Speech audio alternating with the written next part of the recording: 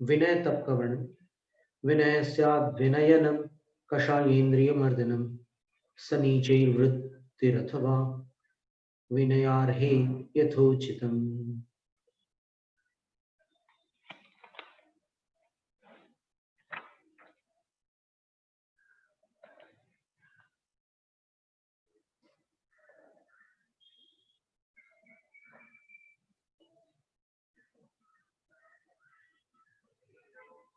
विनय का अर्थ विनयन होता है, विशेष रूप से ले जाना। णींग प्रापणे, णींग धातु से नए शब्द बना, प्राप्त कर देना। कषाय इंद्रिय मर्दनम, अभिप्राय ये हुआ कषायों का और इंद्रियों का मर्दन करना, इनको पराजित करना। सर नीचे वृत्ति रखना अथवा एकदम विनम्र वृत्ति रखना, नीचे अपने छोटे रहना। किसके प्रति? विनय आर्हे, जो विनय के योग्य है उनके प्रति। और यथोचितम, जितना उचित है उतना ही छोटे होना। सदृज्ञान तपश्चारित्रोपचार प्रपंचक तत्र दृग्विनयस्त्याग शंकादीनाममीचति। शंका कांक्षा जुगुप्सान्य दृष्टि प्रशंसन संस्तवा। दृष्टि शंसन, अच्छा दृष्टि नहीं है, दृग है, दृग प्रशंसन संस्तवा। शंका कांक्षा जुगुप्सान्य दृग प्रशंसन संस्तवा। नाम्ना ज्ञेयास्त्रयो तु मनोवाग विषयी स्तुति। सम्यक दर्शन, सम्यक ज्ञान, सम्यक तप, सम्यक चारित्र और उपचार, ये पांच जिसके प्रपंच है। प्रपंच का अर्थ विस्तार। ऐसे ऐसा यह विनय तप होता है। तत्र, उनमें, दृग विनय, दर्शन विनय क्या है? तो शंकादीना त्याग, शंका आदि का त्याग करना दर्शन विनय है। अमीचते, और ये शंकादिक क्या है? तो अमी ये है जो नीचे वाले श्लोक में, शंका है, कांक्षा है, जुगुप्सा है, ग्लानि, फिर अन्य दृष्टि प्रशंसा और अन्य दृष्टि संस्तवन।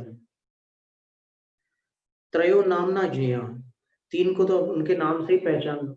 शंका का अर्थ संदेह होता है, अविश्वास होता है, मुझे तुम पर शंका है, इस प्रकार की जो शंका होती है, यहाँ प्रश्नात्मक शंका नहीं है, शंका जो है ना, शक, संदेह है वो। कांक्षा का अर्थ आकांक्षा है, जुगुप्सा का अर्थ ग्लानि है। अब अंत्योतु, किंतु जो अंत के दो हैं, अन्य दृक् प्रशंसन और अन्य दृक् संस्तवन, इनमें मनोवाग विषयी स्तुति,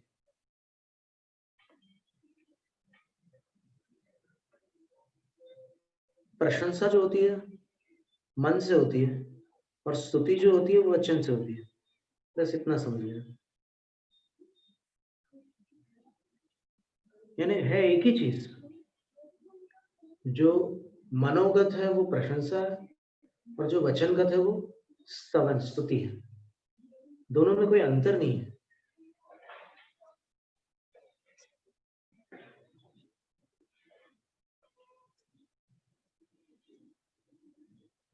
अब ये सम्यक दर्शन विनय हो गई। सम्यक ज्ञान विनय क्या है? द्रव्यादिशोधनन वस्तु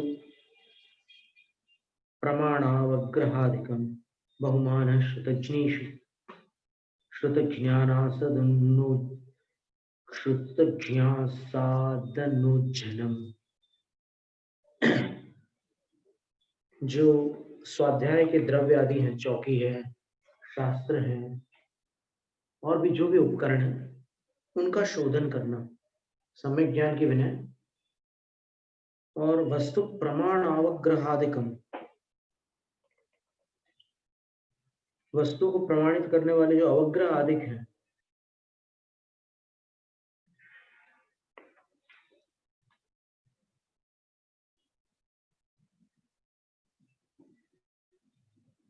अर्थात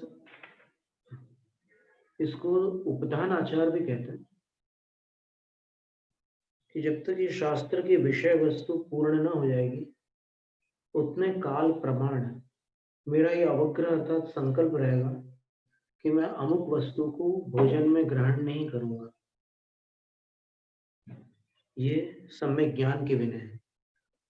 फिर श्रुतज्ञेषु बहुमान, जो श्रुत ज्ञानी है अर्थात आगम के ज्ञाता जन है, उनका बहुमान का अर्थ होता है द्रव्य और भाव से पूजन करना।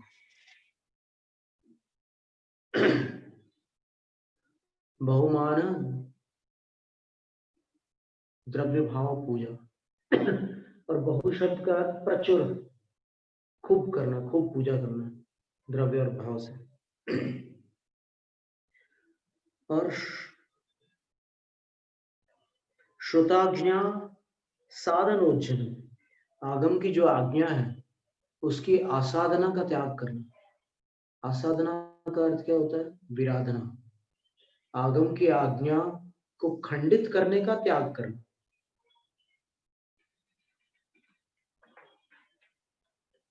वयशील श्रुतेनाधि काद्युपाध्याय कीर्तनम शानिन्नवेन येनायं ज्ञानावरण कारणम स्वराक्षर पदग्रंथार्थहीनाध्ययनादिकं स्याज्ञान विनयः सम्यक ज्ञान स्वर मोक्ष कारणम। वय की अपेक्षा, ये वय को इतना दूर लिखने की आवश्यकता नहीं, इसमें बहुत संपादन शेष रहेगा।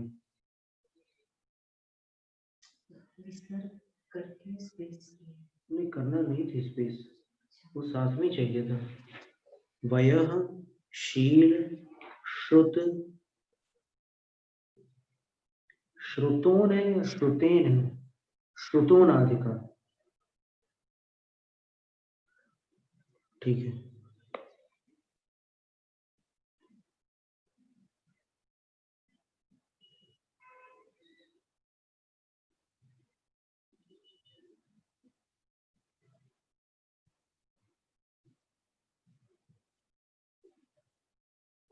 वय का अर्थ होता है आयु, शील का अर्थ होता है स्वभाव, अथवा शील का अर्थ ब्रह्मचर्य भी होता है। और श्रुत, श्रुत का अर्थ होता है आगम का ज्ञान। इन तीनों की अपेक्षा से जो ऊन है अपने से कम है, अथवा अधिकाधिक भी है, आदि समान भी हो सकता है, जो अपने से ज्ञान में, ब्रह्मचर्य में और आगम आयु में छोटे हैं, समान वय वाले हैं अथवा अधिक हैं, ऐसे उपाध्याय का कीर्तन करना, क्योंकि वो ज्ञान प्रदान करने वाला पद है। इसलिए सम्यक ज्ञान की अगर विनय करनी है तो उपाध्यायों का कीर्तन अवश्य करो।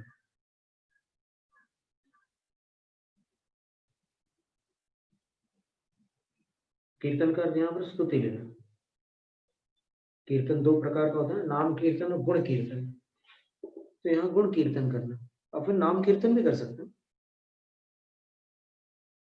और च अनिन्नवेन,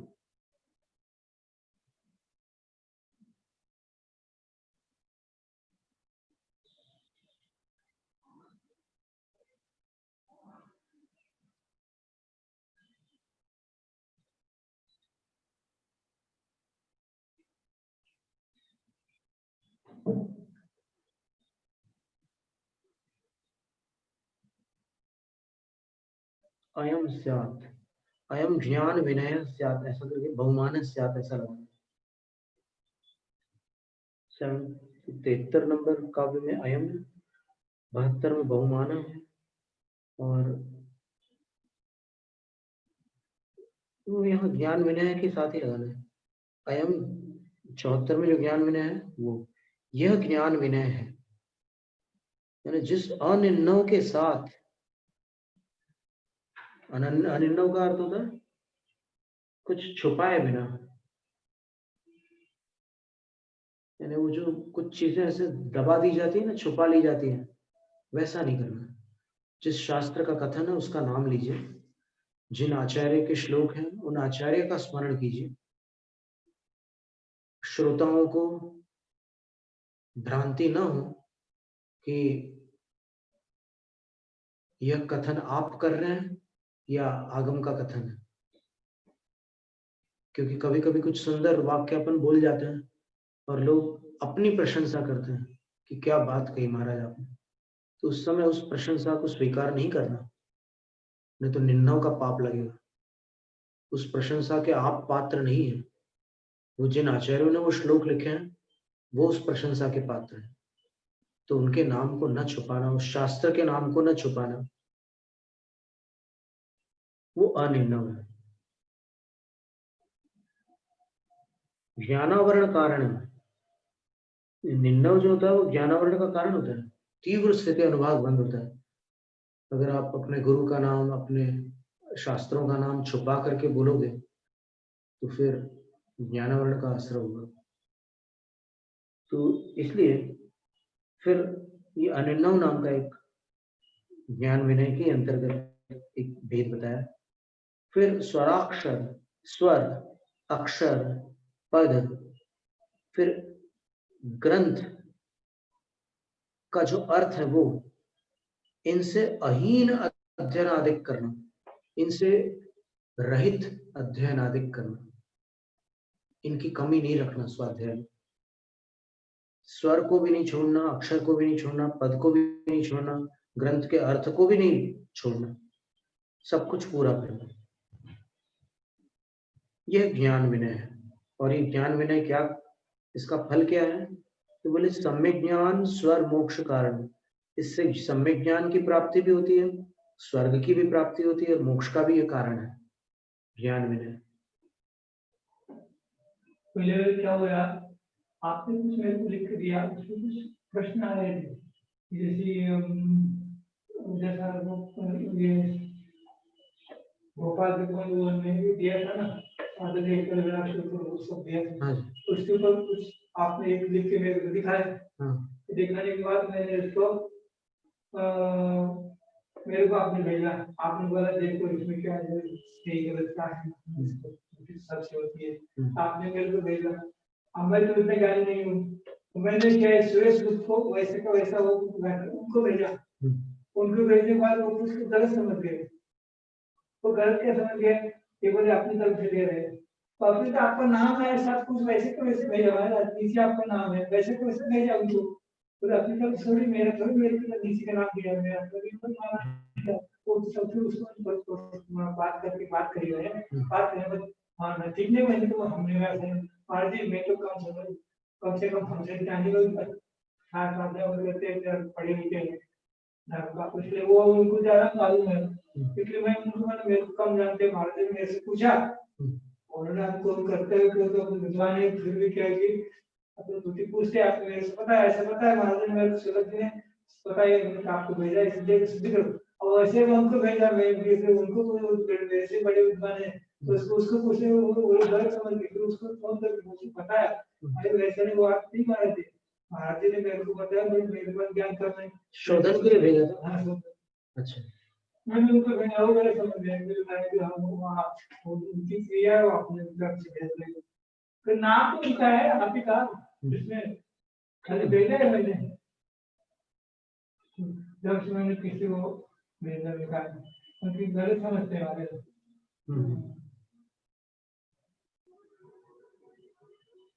या उसकी भूमिका और व्यवस्थित हो जाती। अब तपो विनय का वर्णन, आवश्यक क्रियाशक्ति, आवश्यक क्रियाशक्ति नानोत्तर गुणोन्नति,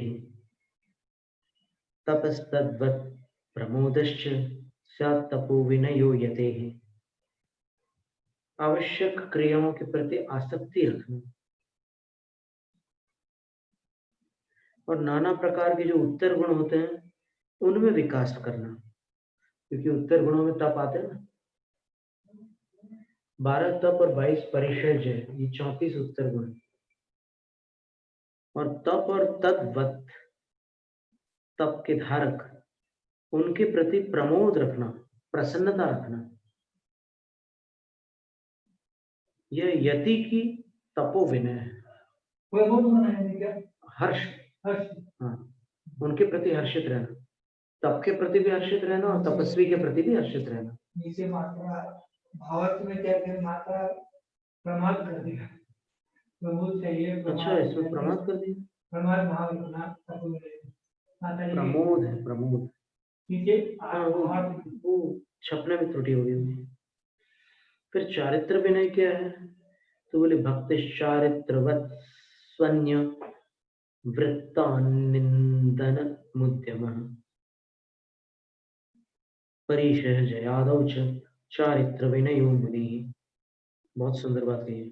चारित्र विनय किसे कहते हैं? तो बोले चारित्रवत्सु भक्ति, चारित्रवान के प्रति भक्ति रखना, चारित्रवंतों के प्रति भक्ति रखना, और अन्य वृत्तानिंदनम, न अनिंदनम, और अन्य किसी के चारित्र की निंदा नहीं करना, ये चारित्र विनय है। और परिचय जयादो उद्यम, परिचय विजय आदि के प्रति पुरुषार्थ करना, यह चारित्र विनय है। किनकी? मुनि की। फिर उपचार विनय क्या है? उपोपसृत्य यश्चार उपचारो यथोचितः सब प्रत्यक्ष परोक्षात्मा तत्राद्य प्रतिपाद्यते। उपसृत्य, निकट जाकर, यश्चार, जो चर्या की जाती है, एक विनय की चर्या की जाती है निकट जाकर के, उसको, और यथोचित, वो यथोचित चर्या होती है, वह उपचार कहलाता है। और स, वह उपचार प्रत्यक्ष और परोक्ष रूप दो प्रकार का होता है। तो उसमें आद्य प्रतिपाद्यते, पहला जो प्रत्यक्ष उपचार विनय है उसका प्रतिपादन किया जाता है। अभ्युत्थानं नति सूरा वा गच्छति सति स्थिते स्थानं नीचैर्निविष्टेपि शयनोच्चासनोज्जनम् गच्छत्यनुगमो वक्तर्यनुकूलं वचो मनः प्रमोदीत्यादिकं चैव पाठकादिचतुष्टये।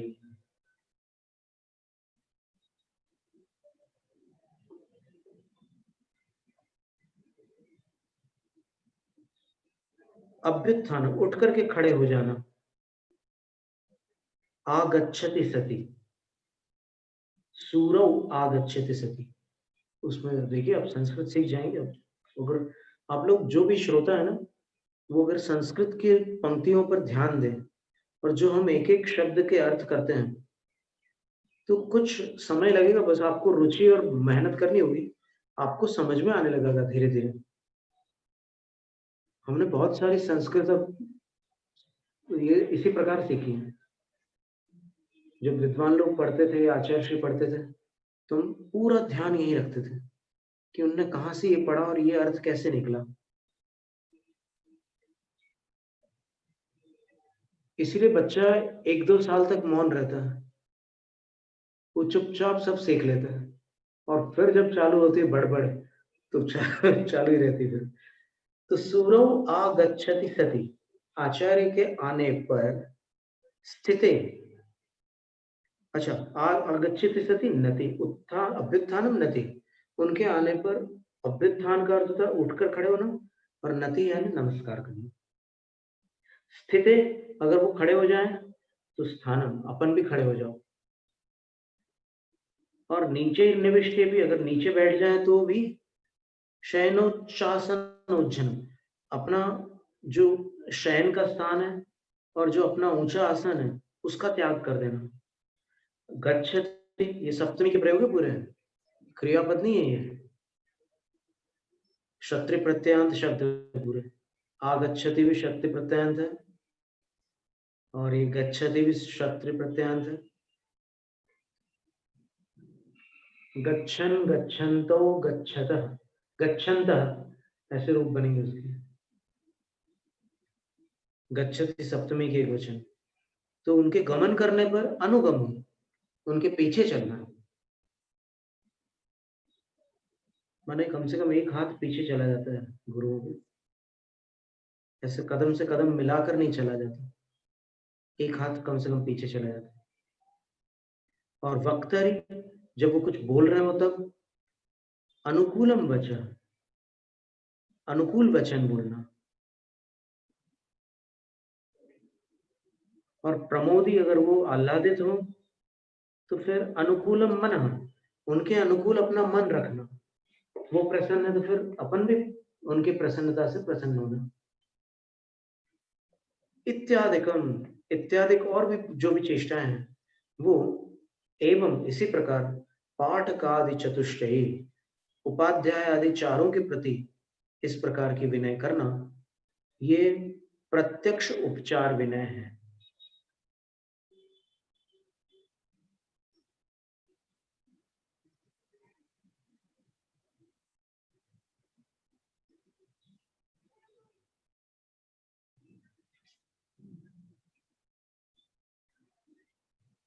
उपाध्याय, प्रवर्तक, गण, स्थविर और गणधर, पहले बताया था ना कि 5 प्रकार के स्तंभ होते हैं संघ में।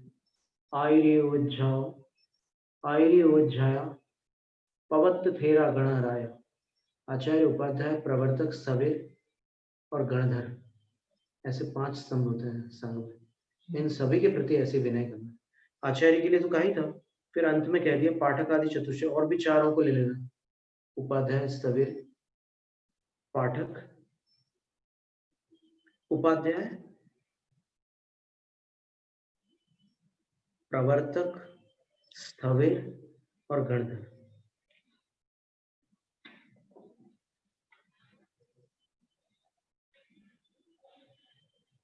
फिर परोक्ष विनय की बात करते हैं।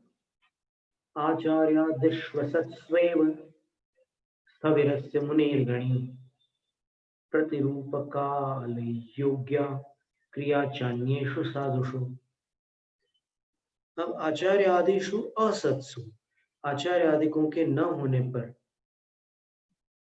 फिर स्थविरस्य मुनेर, स्थविर जो मुनि है, स्थविर का अर्थ जो होता है जो वय में बड़े होते हैं, गणे अर्थात संघ में जो वय में बड़े हैं, उनके लिए प्रतिरूप काल योग्य क्रिया, प्रतिनिधि के रूप में उस काल के योग्य क्रिया करना। जैसे आचार्य की अनुपस्थिति में जो प्रवर्तक है उनकी उस प्रकार से विनय करना। और अन्येषु साधुषु च, और अन्य साधुओं के प्रति भी उनके योग्य विनय क्रिया करना, ये भी उपचार विनय के अंतर्गत है। आर्यादेश यमासंय तादिषु चित सक्रिया कर्तव्या चेत्यतः प्रत्यक्षोपचारोपलक्षणम। ये बहुत बड़ी बात कह रहे हैं आचार्य जी।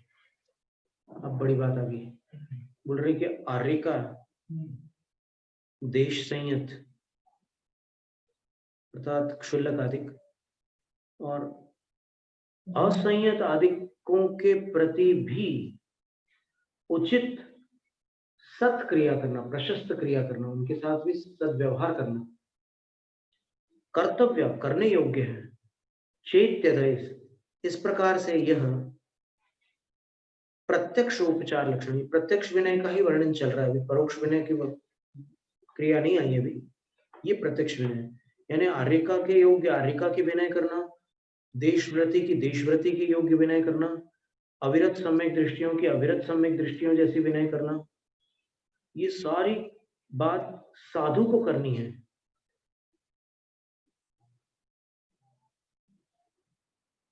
आर्यिका की विनय कैसे करेंगे साधु? देश विरत की और अविरत की विनय कैसे करेंगे? तो इसके लिए अपन मूलाचार ग्रंथ की शरण में जाते हैं, उसमें इसकी प्रक्रिया दी है। इसका ज्ञान न होने के कारण कई बार वैसी स्थिति बन जाती, बोलचाल में कभी शब्दावली थोड़ी सी समयोचित नहीं हो पाती या यथा योग्य जिसको कहते हैं वो प्रक्रिया नहीं बन पाती।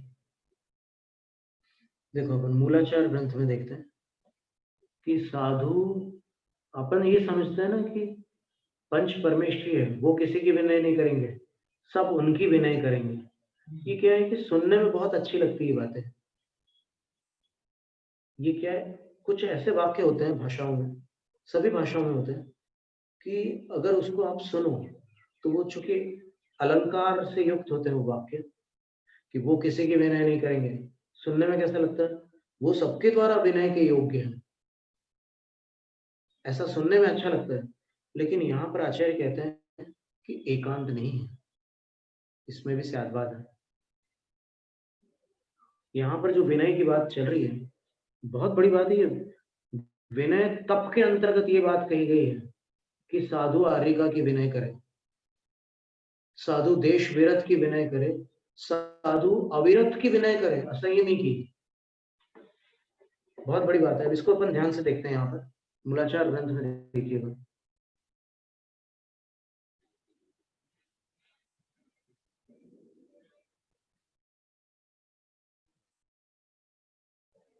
कई बार ऐसे एक चर्चा आती है ना कि अगर किसी ने अपने को नमस्ते नहीं किया तो अपन आशीर्वाद दे सकते हैं क्या? एक प्रश्न आता है ना कि अगर किसी ने आपको नमस्ते नहीं किया, उसके अभिप्राय में ये नहीं है कि मैं नमस्ते ना करूं, ये खास ध्यान में रखने की बात है। और ये अपना जो आचरण है उसमें अभिप्राय को बहुत सावधानी से देखना पड़ता है। अभिप्राय रहित मात्र क्रिया को अपन यहाँ पर जैन शासन में संबंध निर्जरा का कारण नहीं मान सकते या सातिशय पुण्य का कारण नहीं मान सकते। अभिप्राय प्रधान है और क्रिया भी साथ में है, जुड़ी हुई है, उसका निषेध नहीं है। तो प्रश्न ये है कि जिसने हमें नमस्ते नहीं किया उसको हम क्यों आशीर्वाद दें? एक प्रश्न हम आपके इसके लिए एक प्रति प्रश्न है कि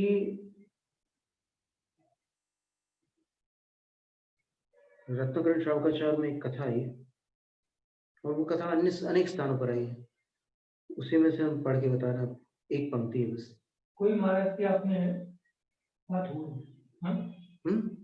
कोई महाराज से बात हुई पर भोपाल में बात करते करते मुझे कुछ सारा महाराज से बात हो गई, हाँ, तो उसके आगे का माता और महाराज लोग हैं और माता जी लोग आगे माता जी है और श्रावक लोग जो वहाँ है और सब लोग बैठे, सब बैठे, लेकिन जबरदस्ती बच्चे तो आपको इच्छा में कर दिया, हाँ, क्या इच्छा कर दिया। तो बाकी क्या है कि वहाँ ब्रह्मचारी साधु श्रावक लोग भी है, हाँ जी, और उसको आशीर्वाद कहेंगे नहीं कहेंगे, उन लोगों के प्रबंधन नहीं है। अभी इसका समाधान अभी यहीं निकालते हो। तो ऐसे नहीं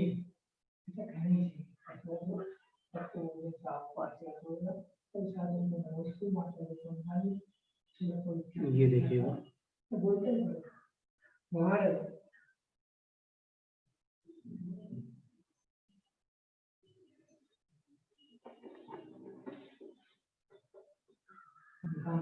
फोन करके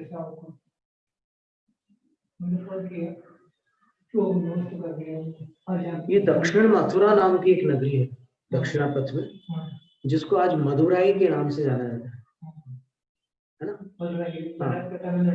हाँ, तो ये जो मदुराई है, दक्षिण मथुरा, यहाँ पर एक आचार्य विराजमान थे, उनका शुभ नाम गुप्ताचार्य है। हाँ, और उनकी शिष्य क्षुल्लक चंद्रप्रभ विद्याधर थे। तो क्षुल्लक चंद्रप्रभ ने उनसे प्रश्न किया कि हे भगवान, मैं उत्तर मथुरा की वंदना करना चाहता हूँ, आप मुझे अनुमति प्रदान कीजिए। 3 बार पूछा उन्होंने। तो आचार्य महाराज ने कहा कि भो क्षुल्लक, मेरी अनुज्ञा है, तुम वंदना करो, यानी मेरी अनुमति है, तुम जाकर वंदना करो। तब क्षुल्लक जी ने कहा कि वहां कोई संदेश पहुंचाना है आपको किसी के पास, तो मैं आपकी सेवा में हूँ, आप मुझसे कह सकते हैं, जो भी संदेश हो मैं वहां पहुंचा दूंगा। तब तीनों बार आचार्य महाराज ने कहा कि सुव्रत मुनि के लिए मेरी वंदना कहना, आचार्य थे वो, और मुनि के लिए वंदना कहना बोले, और रेवती रानी को मेरा आशीर्वाद बोला।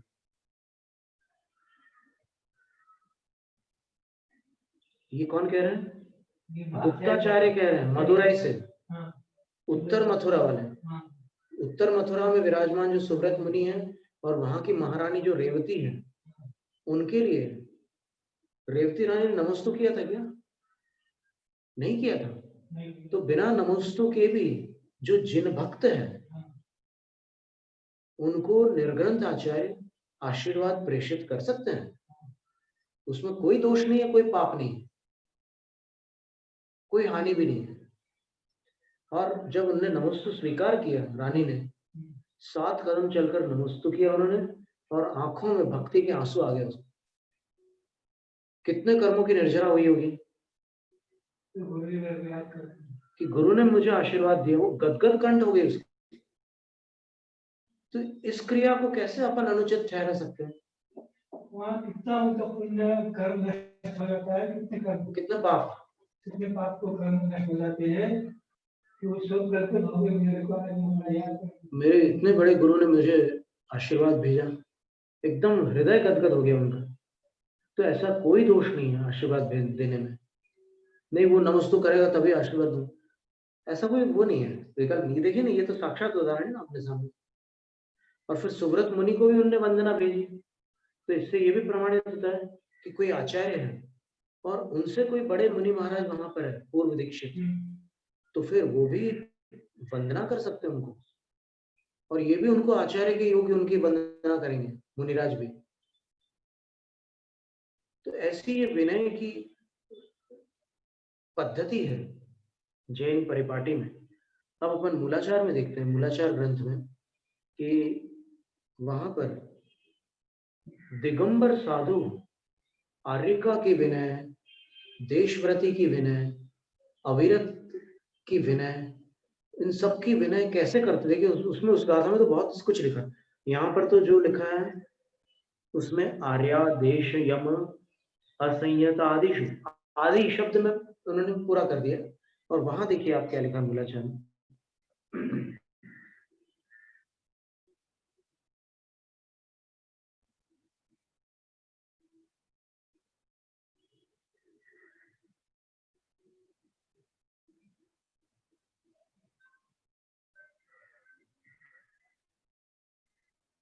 गाथा नंबर 384 में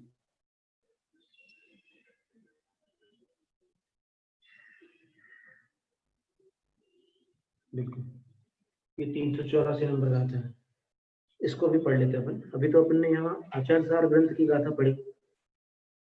इसमें लिखा है, साधु वर्गेण कस्य विनय कर्तव्य त्याशंकायां। साधु समूह को किन किन की विनय करनी चाहिए, ऐसी आशंका उठने पर आचार्य वट्टकेर स्वामी मूलाचार के ग्रंथकर्ता उत्तर दे रहे हैं। क्या उत्तर दे रहे हैं? राधिणीये उणराधिणी एसुय अज्जासु चेव गिहि वग्गे विणो जहारियोसु कायवो अपमत्तेन। राधिणीय जो अपने से एक रात बड़े हैं, यानी हमारी दीक्षा आज हुई है और उनकी कल हुई है, हमसे पहले, उन साधुओं के प्रति। उन राधिणीयेषु, और जो हमसे एक रात बाद दीक्षित हुए उनकी। अब अज्जासु आर्यिकाओं के प्रति, चेव घी वग्गे गृहस्थों के समूह के प्रति भी, जहारी हो अपमत्तेन सो विणो कायव, यथा योग्य वह विनय अप्रमत्त साधु के द्वारा करने योग्य है इन सभी की। टीका में इसका खुलासा देखिए। रात्यधिके दीक्षा गुरु, एक रात बड़े अपने से दीक्षा में बड़े हैं। श्रुतगुरु, और जो आगम ज्ञान में अपने से बड़े हैं वो भी अपने से बड़े ही माने जाएंगे। ज्ञान की अपेक्षा, और जो उपवास आदि तपस्या में अपने से बड़े हैं वो तप की अपेक्षा से अपने से बड़े माने जाएंगे। और ऊन रात्रिकेशु, तो उन्होंने जो बड़ों की परिभाषा की, बड़ों की परिभाषा में जो दीक्षा में बड़े हैं, जो ज्ञान में बड़े हैं और जो तपस्या में बड़े हैं, ऐसे 3 भेद किए। उनकी यथा योग्य विनय करना। और फिर जो छोटे हैं उनके विषय में क्या कह रहे हैं? तपसा कनिष्ठेषु, दीक्षा में छोटे हैं। और कहाँ छोटे हैं? बोले गुण कनिष्ठेषु, गुणों में छोटे हैं। और कहाँ छोटे हैं?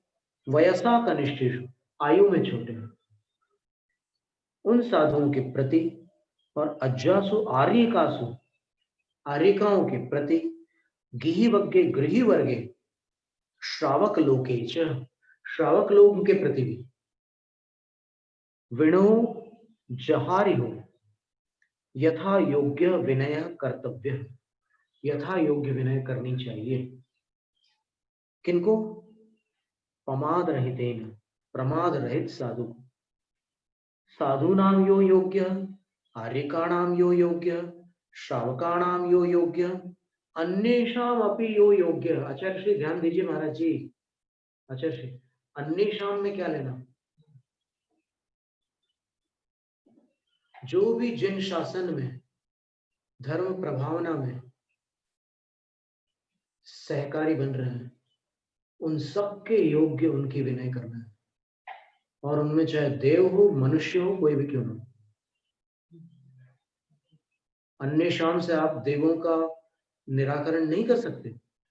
अन्य शाम शब्द बहुत बड़ा शब्द है। बिल्कुल ज्यादा होता है। जो भी जिन शासन में सहयोगी हैं, धर्म प्रभावना में सहायक हो रहे हैं, उन सबकी उनके योग्य विनय करो। तथा कर्तव्य केन, करने वाले कौन है? बोले साधु वर्ग है, साधु समूह है। और कैसे साधु समूह? अप्रमत्तेन, प्रमाद रहित हो। विनय में प्रमादी नहीं हो सकते। आत्म तपोनुरूपेण, अपने दीक्षा के अनुरूप, अपनी तपस्या के अनुरूप कैसे करेंगे वो विनय? उनको कुछ देंगे क्या? कुछ चढ़ाएंगे क्या? नहीं, वो स्वशक्ति, अपनी शक्ति के अनुसार प्रासुक द्रव्यादि भी, प्रासुक द्रव्य आदि से उनकी विनय करेंगे। जैसे मान लो साधु के पास माला है, कुछ अतिरिक्त मालाएं हैं, तो मान लो उनको विनय देना है ना, उनको सम्मान देना है। एक प्रकार से विनय देने का मतलब क्या हुआ? उनके योग की सम्मान ही तो हुआ ना। तो उनको सम्मान देना है, तो फिर वो वस्तु दे सकते हैं उनको। प्रासुक द्रव्य आदि भी लिखा हुआ है। प्रासुक द्रव्य आदि के द्वारा उपकरण नहीं दे रहे हैं। उपकरण देंगे तो वो अपनी पिच्छी अगर दे देंगे तो फिर उनके पास क्या रहेगा? तो जो चीज दी जा सकती है वो चीज देंगे, लेकिन प्रासुक होनी चाहिए वो चीज। अब प्रासुक दान साधु नहीं कर सकते, तो इसके माध्यम से उनके विनय करेंगे। अब ये विचारने की बात है कि इस बारे में कभी किसी का ध्यान जाता है कि साधु भी ये कार्य कर सकते हैं। और जबलपुर के एक सज्जन थे, वो दक्षिण से हमेशा मालाएं लेकर आते थे चंदन की। उनका शुभ नाम अभी स्मृति में नहीं आ रहा। क्या है कि आगम हमारी स्मृति में रहता है, ज्यादा हमारा उसमें लगन रुचि है। वो जब भी मालाएं लेकर आते थे, आचार्य श्री के सामने रख देते थे कि आचार्य श्री अब आप बांटिए, भक्तों को दे दीजिए। और बकायदा आचार्य श्री विद्यासागर महाराज जी मालाएं देते थे। ये आंखों से देखी हुई बात है। और एक माला तो उन्होंने हमारे जो पिताश्री थे उनको भी दी थी, कईयों को दी उन्होंने माला। और अभी तो संघ में जितने पुराने लोग हैं, ब्रह्मचारिणी दीदी लोग हैं, ब्रह्मचारी भैया लोग हैं, उनको सबको स्मरण है। वो कोई भूल ही नहीं सकता कि आचार्य गुरु महाराज के हाथ से हमें माला मिली। तो इसमें विनय भी रहती है, वात्सल्य भी रहता है, दोनों बातें होती है। तो आचार्य यहाँ विनय तप के अंतर्गत कह रहे हैं कि साधु इस प्रकार से विनय तप करें। ये प्रत्यक्ष विनय का वर्णन था। अब परोक्ष विनय का क्या कह रहे हैं? ज्ञान विज्ञान सत्कीर्तिर न तिराज्ञानुवर्तनम परोक्षे गणनाथानां परोक्ष प्रश्रय परः। अब यहाँ पर एक बात आ रही है, न तिराज्ञानुवर्तनम, ठीक है, एकदम सही है। तो परोक्ष में गणनाथ जो है, अर्थात आज संघ के जो स्वामी हैं, आचार्य हैं, उन आचार्यों की और जो संघ के जो प्रधान साधु हैं उनकी परोक्ष विनय भी की जाती है। कैसे की जाती है? तो उनके ज्ञान की प्रशंसा करना, उनके विवेक की प्रशंसा करना और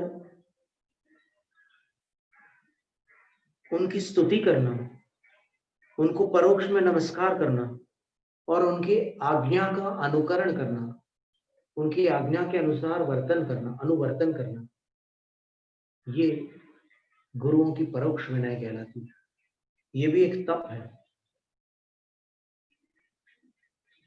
और विनय की सार्थकता बतलाते हुए आचार्य कह रहे हैं, विनयेन विहीनस्य भिक्षु शिक्षामृत श्रेयः संश्रयाय निदानन्नो तथा चाभ्युदय श्रेयः।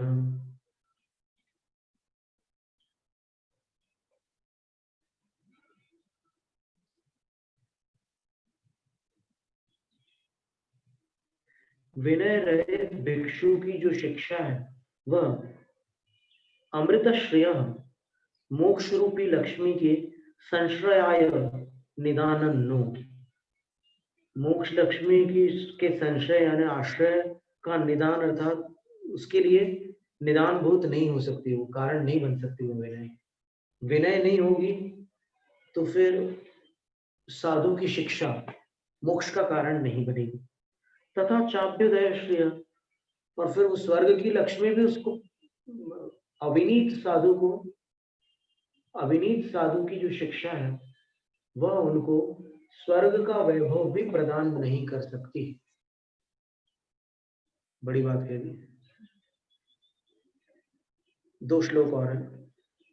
जिनाज्ञावर्तनम कीर्तिर मैत्री मानोपनोदनम मानापनोदनम गुणानुरागिता संग सम्मदाद्याश्च तद्गुणा। विनय के लाभ क्या है? देखिए, जिनाज्ञा वर्तनम, जिनेंद्र भगवान की आज्ञा का वर्तन होता है विनय करने से, अर्थात भगवान की आज्ञा का अपन पालन करते हैं तो उनकी आज्ञा के अनुसार वर्तन चलता रहता है। अपन विनय करते हैं तो अपने से प्रभावित होने वाले भी विनय सीखते हैं, कीर्ति प्राप्त होती है कि कितने गुणवान है लेकिन कितने विनम्र भी है, अभिमानी नहीं है, कीर्ति प्राप्त होती है, मैत्री होती है, सब लोग हित चाहते हैं। मैत्री का अर्थ क्या होता है? हित चाहना, हित चिंतकता।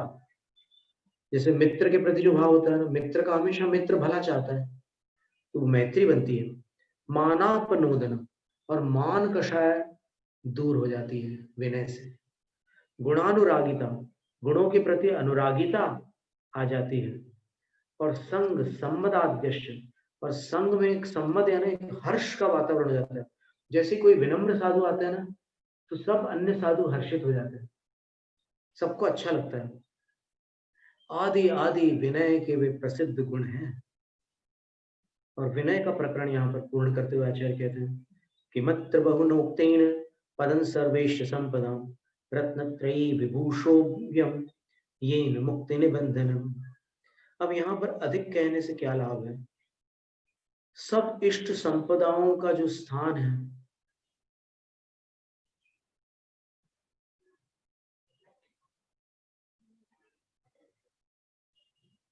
विभूषायाम, पाठांतर विभूषायाम है,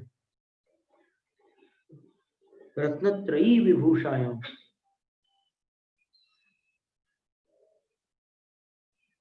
जिस विनय से रत्नत्रयी की जो विभूषा है अर्थात शोभा है, उसमें मुक्ति निबंधनम, मुक्ति का प्रधान कारण बन जाती है। विनय के विषय में बहुत कहने से क्या लाभ है? संक्षेप से यह समस्त इष्ट संपदाओं का स्थान है, रत्नत्रय का आभूषण है, रत्नत्रयी विभूषोयम, ये बात सही बात बैठ रही, रत्नत्रय की यह विभूषा है विनय।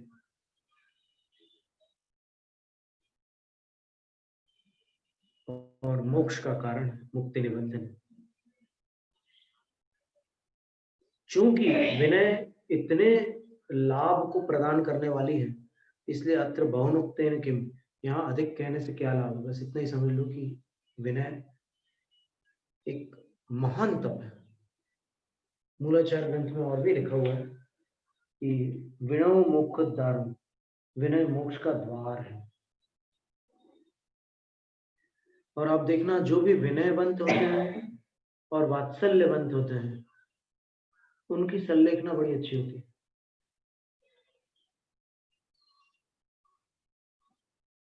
विनय, भक्ति और वात्सल्य जिनमें भरा हुआ है, उनकी संलेखना बहुत अच्छी होती है। जैनम जयतु शासनम तथा प्राणिक स्वाध्याय निष्ठा प्रक्रिया पूर्वचयन गुण सकल गुणक्षार्थम भाव पूजा वंदनास्तव समेतम शुद्ध भक्ति का उत्सर्गम करोमि मैं।